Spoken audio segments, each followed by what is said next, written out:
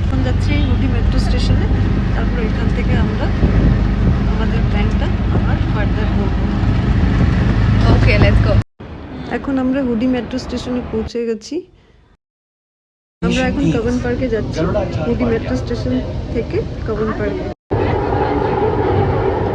Cubbon Park, let's go.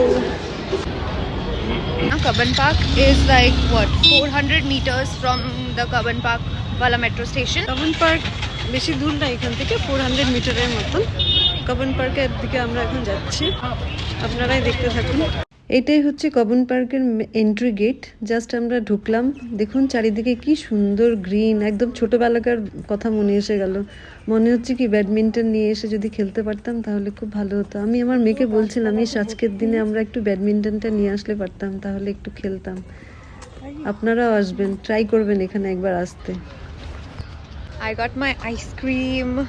She didn't get any. No, I will take the tea in the evening time.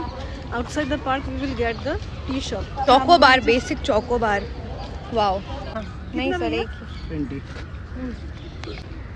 এই যে ইভিনিংয়ে এটা আমি চাইছিলাম, আমার মেয়ে তখন আইসক্রিম খেলো, কিন্তু আমি আইসক্রিম খাইতে চাইনি, আমার এটা লাগছিল। এটা বড় রিফ্রেশিং। গরমের মধ্যে, রোদের মধ্যে চা। গরম, ব্যাঙ্গালোরে গরম নাই ভাই, এত সুন্দর ওয়েদার। আমার মনে হয় না ভারতবর্ষের কোনো জায়গায় আছে বলে। যারা ব্যাঙ্গালোর আসেনি এখনো, একবার এসে ঘুরে যাও, তাহলে ওয়েদারটা বুঝতে পারবে। এত সুন্দর মিষ্টি ওয়েদার, গরম দিনেও গরম লাগে না, ঠান্ডার দিনেও ঠান্ডা লাগে না, এত ভালো ওয়েদার। আর চতুর্দিকে green green green green green, এত ভালো লাগবে না দেখতে।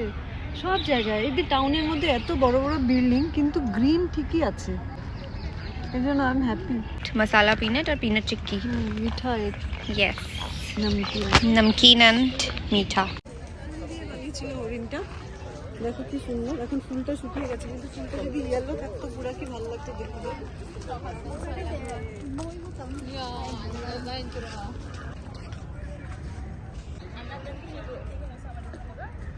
গাছ কেটে কেটে দেখো কি সুন্দর স্কাল্পচার বানিয়ে রেখেছে।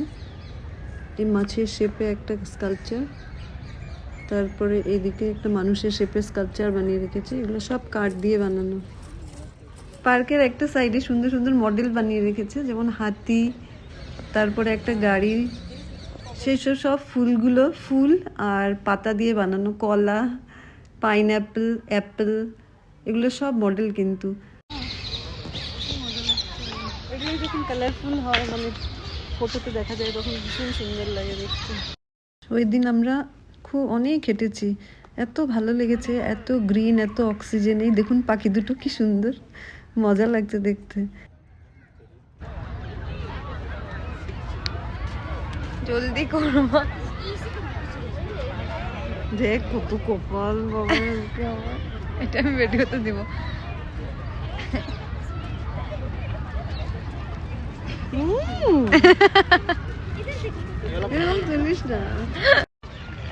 হ্যালো, কই যাচ্ছি আমরা? এখন আমরা যাবো একটা চার্চে। Yes, saint Mary's church. Saint Mary's church, এখানে যাব।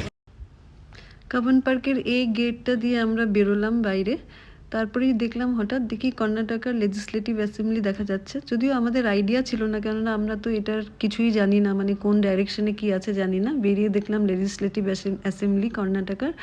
আর তখন সানসেটের টাইম, তো এত সুন্দর লাগছিল বিল্ডিংটা দেখুন। কর্ণাটকার লেজিসলেটিভ অ্যাসেম্বলির সামনের থেকে প্রায় 2 কিলোমিটার মতন হাঁটার পরে আমরা এই সেন্ট মেরিজ চার্চ পেলাম। কি সুন্দর লাগছে দেখুন চার্চটা, এত পিসফুল, বাপরে, আমি তো মানে ভাবতেও পারিনি, মানে এত সুন্দর, মানে ভাষায় প্রকাশ করা যায় না। আমার ছোটোবেলার থেকেই চার্চ আমাকে খুব অ্যাট্রাক্ট করে ছোটোবেলার থেকে। আমরা এখানে অনেক সময় বসেছিলাম, মানে প্রায় 2 ঘন্টার উপরে। যদিও কিছু বুঝতে পারিনি, কেননা ইংলিশে হয় না, কানাডা ল্যাঙ্গুয়েজেই হয় সব প্রার্থনাগুলো, বুঝতে পারিনি, কিন্তু রিদম এত ভালো লেগেছে। চার্চ থেকে বেরিয়ে আমরা একটা জাপানিজ রেস্টুরেন্টে গেলাম। সেখানে আমরা সুশি আর রামেন অর্ডার করলাম।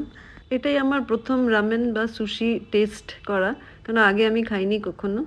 খুব ভালো লেগেছে সেদিন খেয়ে। সেদিনের পুরো জার্নিটাই খুব ভালো ছিল। ফেরার পথে আমরা যখন ঘরে ফিরছিলাম, তখন আমরা ফিনিক্স মলের বাইরে একটা বড় ক্রিসমাস ট্রি সাজানো দেখলাম। এত সুন্দর লাগছে দেখুন, মনটা ভালো লেগে গেল। আজকের জন্য এতটুকুনি, বাই বাই বন্ধুরা।